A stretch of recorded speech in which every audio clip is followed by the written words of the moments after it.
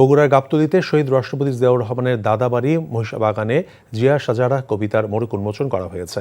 দুপুরে জিয়াউর রহমানের দাদার বাড়িতে এ মোড়ক উন্মোচন করেন চেয়ারপারসন উপদেষ্টা হেলালুজ্জামান তালুকদার লালু। গাইবান্ধা বিএনপির সাধারণ সম্পাদক আনিসুর রহমান নাদিম এ সময় উপস্থিত ছিলেন। এদিকে বগুড়া বার সমিতির নির্বাচন উপলক্ষে রফিক মুক্তা পরিষদ প্যানেলের পরিচিতি সভা অনুষ্ঠিত হয়েছে। প্রধান অতিথি ছিলেন বাংলাদেশ জাতীয়তাবাদী আইনজীবী পরিষদের কেন্দ্রীয় কমিটির সভাপতি অ্যাডভোকেট জয়নাল আবেদিন। চুলতা কবেকার অন্ধকার বিদিশার দিশা, মুক্তার শ্রাবস্তির কারুকার্য। চেষ্টা করবেন রাত 9টার মধ্যে বাসায় চলে আসার।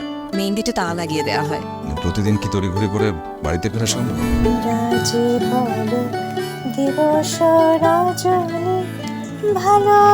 একটা কথা বলতে চাই, তুমি ভীষণ সুন্দর গান করে। প্রেম পেরোলো অনেকগুলো মাস, ভালোবাসা মেখে আজ তুই অভ্যাস।